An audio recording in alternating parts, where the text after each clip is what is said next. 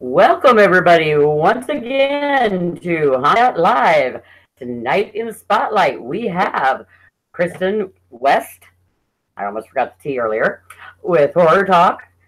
And we seem to have, oh, here he comes back. We seem to have lost the Reverend Michael. Everybody, welcome the one and only Reverend Michael, the Grave Digger. How you doing? We are already starting out with a couple technical difficulties. Don't know what's causing them, but if I leave or somebody leaves, we'll be right back. And I am Reverend Michael, the Grave Digger. How you doing? Welcome to season 2. That's right, season 2. We made it a whole year. Who would have thought? And in the spotlight tonight is, okay, we're pulling away a little bit. We're not changing the format, but we're branching out. We've done haunted attraction industry type people through the first whole season. We're actually branching out and we're moving a little bit into the horror industry. And we have a real life movie star. That's right, a movie star in the horror industry. And she does all kinds of other things, including host a show called Horror Talk with Kristin West, and it is Kristin West. How you doing, Kristin? Hi, I am so excited to be on your show. Thank you so much for having me. It's such an honor. Oh, it's an honor for us. We're excited to have you on here too. So let's get right into it. Kristin West. Now we've got for all you people watching, there are a lot of links down below here because you're everywhere. You got so many hats going on, and with the talk show and acting and all that kind of thing. But tonight we're mainly going to focus on Horror Talk with Kristin West. That's right. So first off, though, tell us a little bit about who you are. All the basics, how you got into this whole kind of thing. Could you do that for us? Of course. I'm an actress and producer. I'm living in Los Angeles right now. I'm originally from Texas. I went to film school, and then I moved out to LA to follow my dream. I ended up meeting a bunch of great people in the horror industry, and I've been acting in a lot of horror movies like Circus of the Dead, The Lich, Hell's Kitty, and many short films as well. And I started producing my own content as well. And now I am hosting for Domain of Horror, Horror Talk with Kristin West, which is our talk show with horror stars working in the horror industry. That's all the basics right there. Well, I guess we're done. Thank you for coming. Oh. We got all that stuff in there. So how long have you been doing the hosting or really getting into the production type side of this? I have been producing movies for probably, I would say probably 6 years. But my degree is Bachelor of Science in Radio, TV, Film from University of Texas. So I actually took production and producing courses, not acting courses from UT Austin. And so I've been producing movies for the past 6 years. And I started hosting about a year and a half ago. I actually host a radio program called What Women Want. I've seen that or listened to it, excuse me. Yes. So I started hosting about a year and a half ago, and then I decided that I wanted to do a talk show for the horror community, because sometimes I think the horror press is really great, like Dread Central, Fangoria, Rue Morgue. They all do a really standout job of really keeping the fans involved in horror. But I really felt that regular entertainment reporting, like Entertainment Tonight, like E.T. and E.T. and all of them don't really give horror a lot of airtime as much as other kinds of movies and television. So I really wanted to do a horror entertainment report and interview show. So that was the thought behind Horror Talk with Kristin West. And I got to know Jackie Blood from Domain of Horror, and she has a very big horror blog, big following, 5,000 people. Yeah. And so we debut our episodes on Domain of Horror. That's awesome. And as we'll talk about a little bit later, you debut them on Domain of Horror, but you can find them all over the place. And we'll get into that in a little bit. I'd be remiss. I need to bring up, yes, we do have a contest going tonight. I need to make sure that I talk about this. Mistress Laurie and I were at the West Coast Haunters Convention a couple weeks ago and ran into a group called Bloody Bath Mat. Now, you may have seen the old, seen the black bath mats that got like footprints and stuff on them, but these are really cool because these act live, and I'm going to flip you around and kind of show you for a second here. This is really cool. Now, Bloody Bath Mat, and it's bloodybathmat.com. They have been kind enough to give us a couple items to I was about to say auction off. No, to give away. That's right, just to give away. But there will be a test. You have to answer a question just like last week or last month. And so we'll get into all that later, but we will be giving away both a shower curtain and a small bath mat. That's all in one, only one winner. So we'll get that going, and I just want to bring that up. So listen closely, pay attention to what Kristin is saying and the things that we're saying, and we'll ask you a question about something that went on tonight. At the end of the show, the first email that I get, and I'll explain that later, but the first email that I get with the correct answer wins it. So pretty much you can only win if you're watching live, because somebody watching tonight is going to win that right away. All right. So we'll move on. Okay. Domain of Horror, you talked about getting hooked up with them, doing that. So we went through that. You actually sent me a list of questions here to go through, and so and you've already jumped around. Just throw everything off on me. Okay. So anyway, so somebody that you mainly work in the indie horror films, correct? Yes, mostly in indie horror. Okay, so what is different in that direction as opposed to the mainstream or maybe the B flicks or something? What's different about the indie horror section? How does that guide you? Well, a lot of times an indie horror film will get picked up by a distributor, be thought of as what we would call a B film. So a lot of the creativity that you see in horror is people borrowing also from the indie horror community. I would argue that Get Out probably started as an indie horror film. I don't know what Jordan Peele, what his arrangements were before he, won an Oscar. Right, but I'm pretty sure he didn't have a studio necessarily backing that from the outset. So a lot of times people in the indie horror community will be making films and then they'll get picked up by a distributor. And that's kind of the way that business works. And a lot of times it's a testing ground. Can we make a film about a vampire? Actually, I had the privilege of interviewing the people from Corbin Nash, and that is an independent film. They didn't have a large studio backing them, and they had Corey Feldman playing a transsexual vampire. So I got to learn all about that from their big surprise.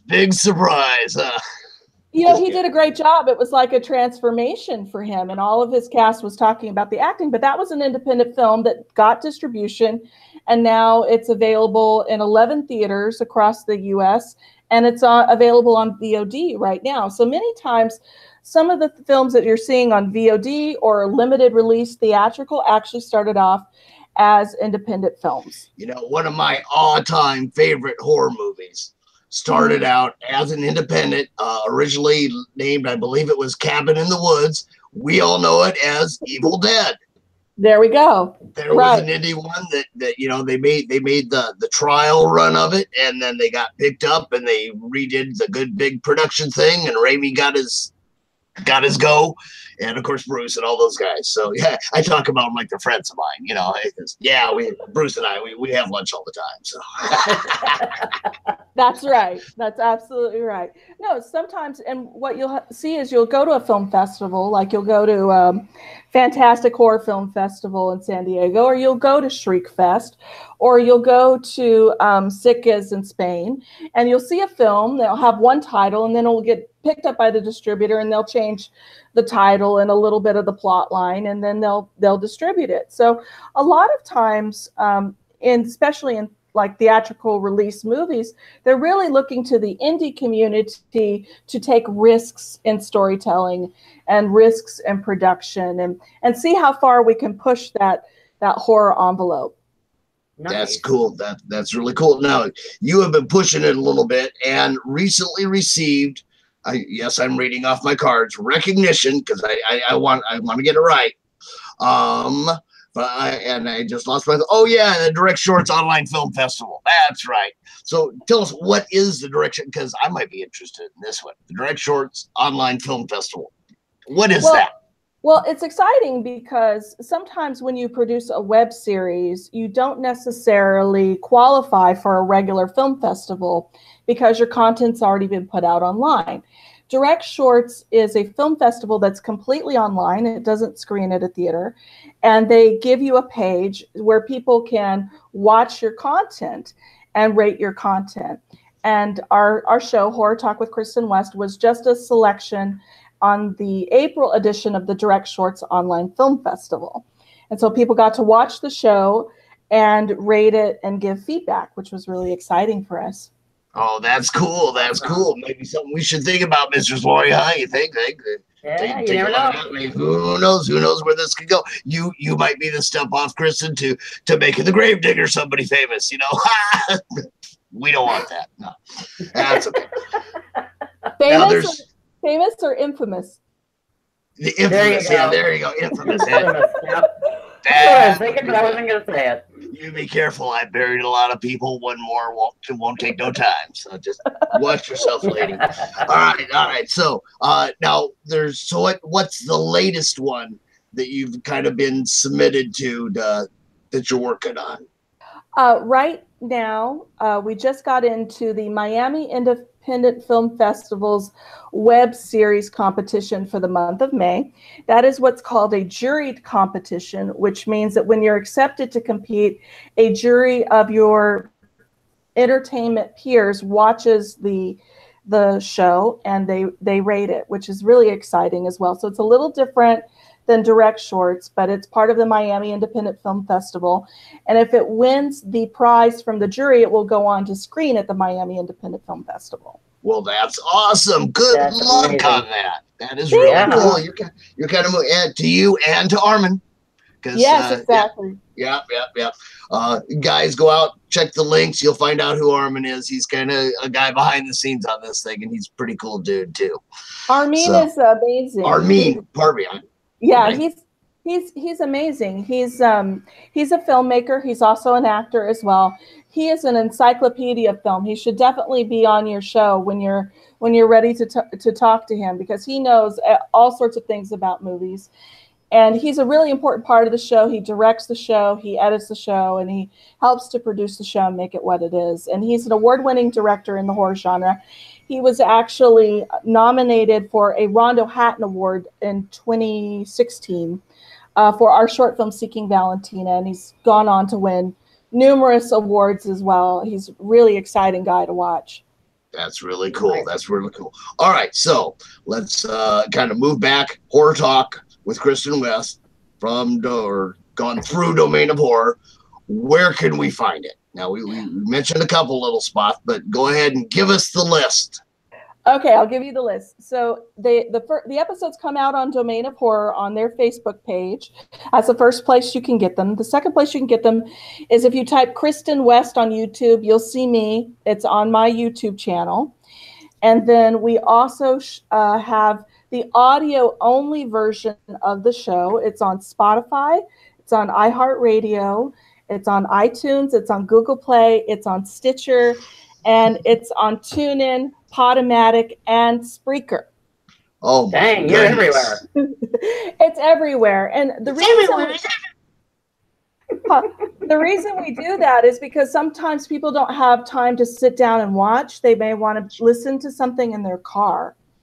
So we have them available on the podcast outlets in order that if people want to listen to the interview, but they need to multitask, they don't have to necessarily watch the video to get the benefit of the interview. And what turned me on to this, believe it or not, Reverend, was I was playing on Podomatic and Spreaker one day, trying to figure out if my other show, What Women Want, was listed in the podcast directory.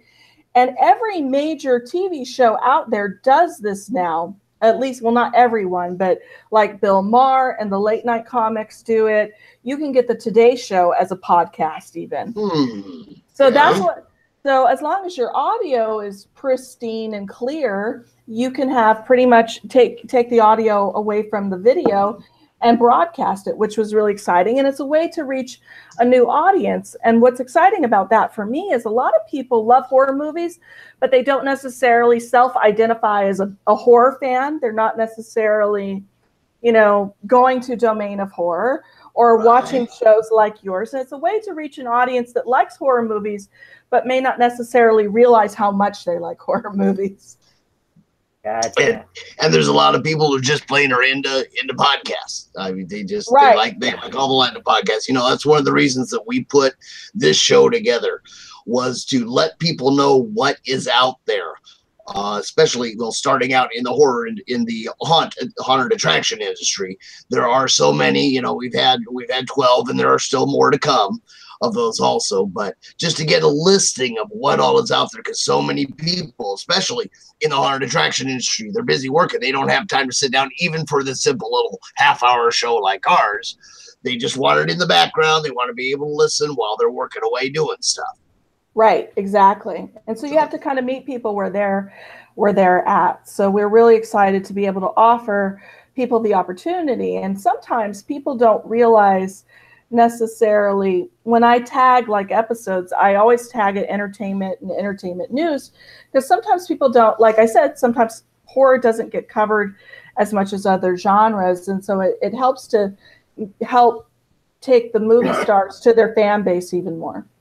That's awesome. So you're helping them out, and you're teaching them something about themselves they might not even know yet. So that's cool. That's right.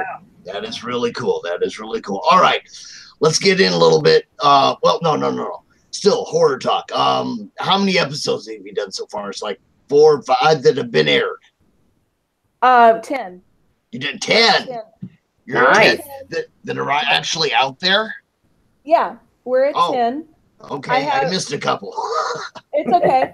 I have 2 more in the editing bay right now. Armen and I are working on wrapping up our first season. We're doing a 12-episode first season, and we're already planning the second season. But yeah, we have 10 so far that are out there. We did a very big push for Corbin Nash because it was coming out in theaters, and our friends were in the movie, so we decided to help them out, and they were kind enough to talk to us as well. So we actually released 3 in 1 week, which may be the reason why you may have not caught those 3, because we had Carmen Aiello, who was one of the producers. We had Dean Jagger and Richard Wagner, who directed and produced as well. Dean Jagger's brother Ben Jagger's brother is Dean Jagger from Game of Thrones, who plays Small John Umber. Sorry. All right. I get you. And then we had Fernanda Romero. Her episode came out. She's a big horror fan, and she doesn't do much horror. And this is one of the horror movies that she's done. And people would actually recognize her a little bit more from Spanish language TV, because she started her career in Mexico. Gotcha. Okay. So we're at 10 episodes right now. We have 2 more episodes coming out. We're going to have James Balsamo from The Lich, which was a movie I was also in. And he does a lot of cult and exploitation filmmaking with strong horror elements. He's a horror comedy guy, really. I call him the Christopher Guest. I love those. Yeah, I call him the Christopher Guest of horror. That's really that's his filmmaking style, and he's very zany, but he's got a lot of horror elements in that film. And then we're going to have our season closer will be Patrick Barnett, who I call the Coffin Crooner. He's been in the Coffin movies, but what you would never know about Patrick is that he has a beautiful singing voice. Unless you have watched your show and heard him in the background. Right, exactly. He has a beautiful voice. He just came out with a single called Quando Quando. And he's a regular fixture on the show this season. And so we talked to him about, he was also he was the Borg in Star Trek as well. So we talked to him about all of that as well.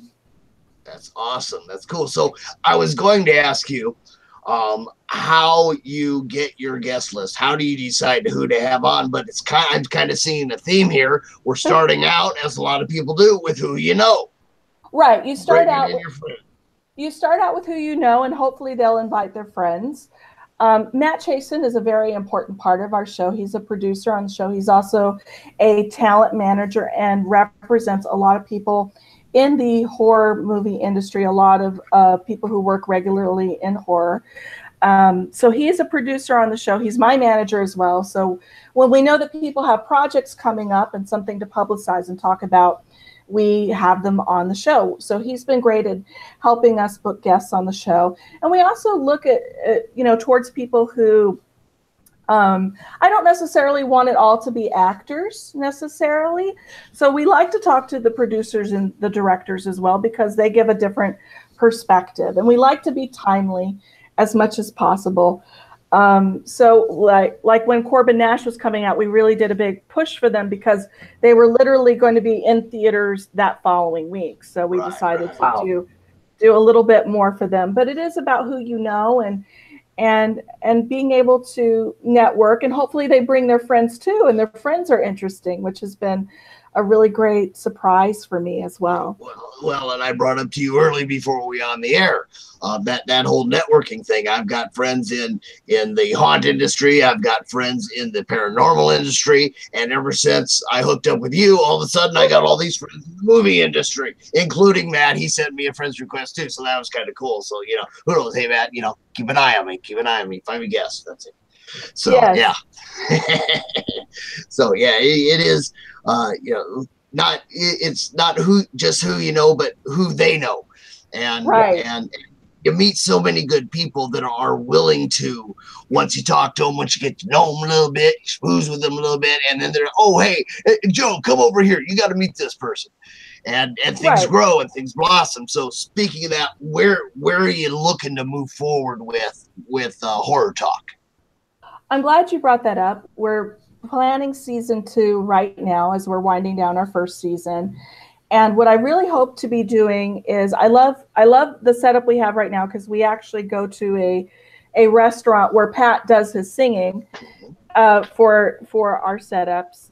But what we're going to be branching out into next season is a little bit more film festival coverage, kind of mingling the horror stars that we all know, as well as up and coming filmmakers who are very talented. I actually had a conversation about this last week with Rena Riffles. She was in Mulholland Drive. She played Lainey in Mulholland Drive. She was on the show, one of the episodes this season. She has her own film festival called Concrete Dreams, which is about experimental film.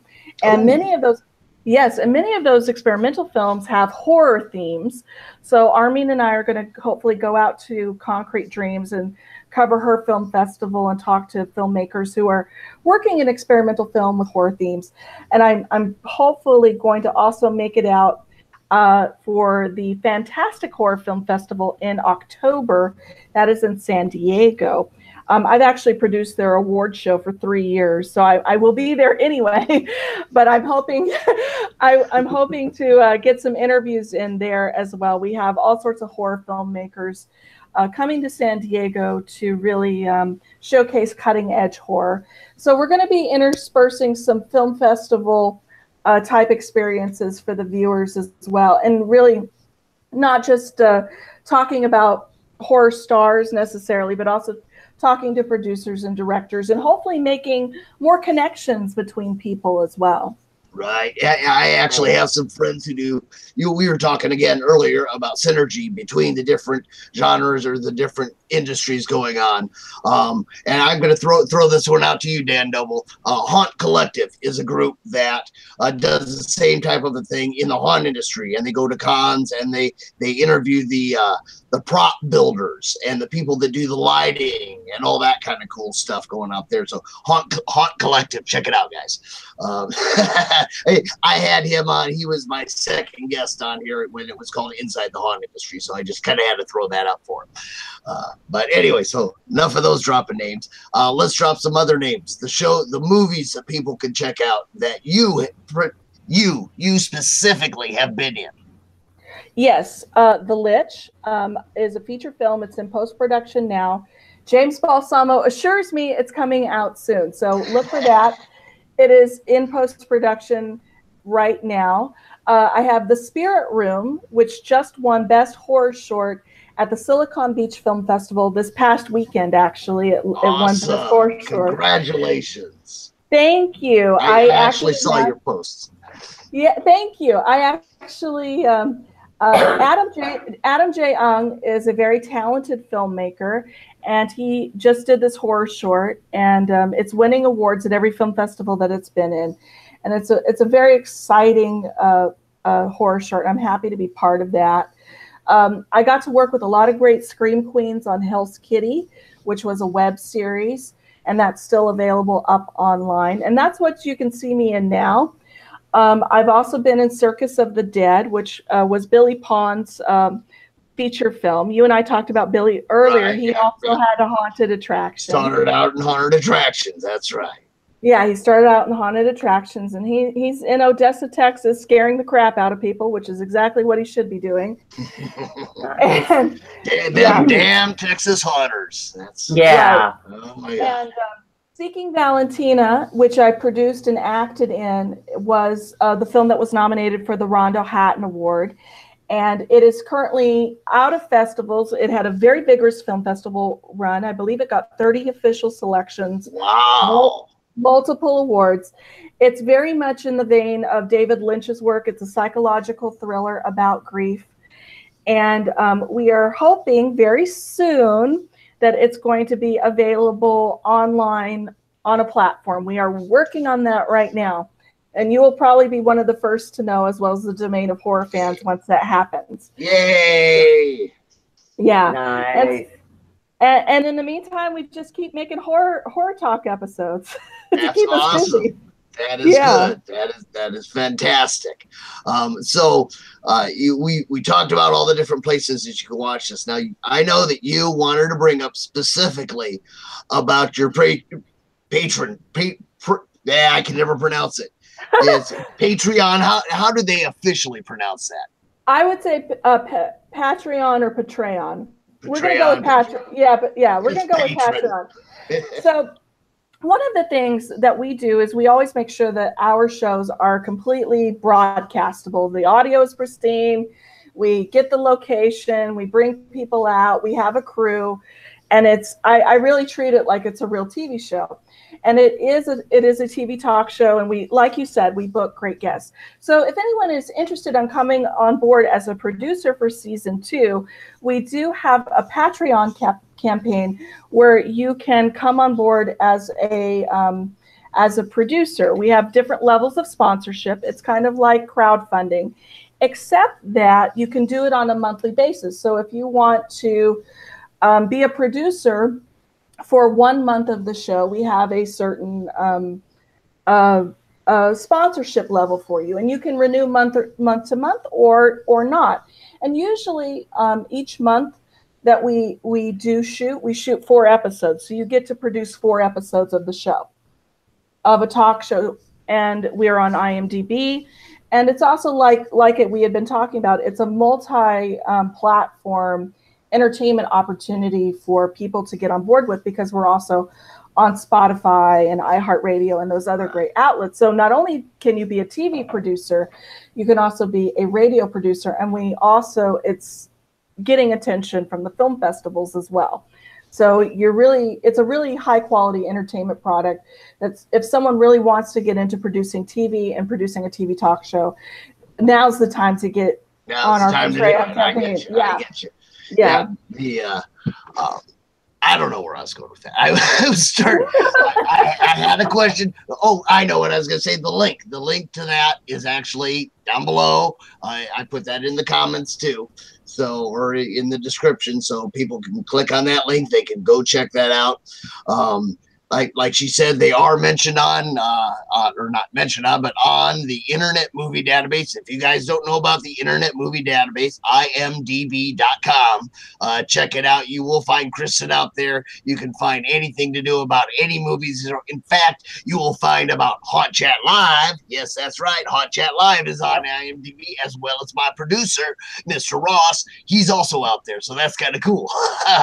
So that's fun. And I don't know exactly how you found, because this is kind of funny. Kristin actually friended me first.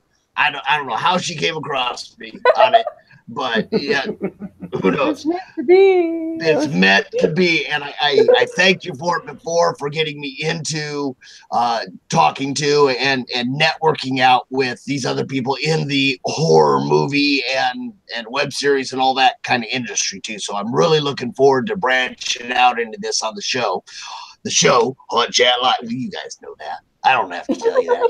You know what you're watching. You know what you're. All right. So we're about at the end here. I want to. We got to throw out a question. That question is going to be, Horror Talk with Kristin West was recently entered into another competition going up, jury competition. I'll give you those. That's all the hints. Send the answer of what that competition is or what that festival is. Send that answer to hotchatlive@gmail.com. The first person to send the correct answer to hotchatlive@gmail.com. It's not that difficult. Send your first correct answer to that, and you will win a bloody bath mat, and shower curtain. So make sure that you get that out there quickly, because it is the first one. So you people watching live, you're the winners. That's right.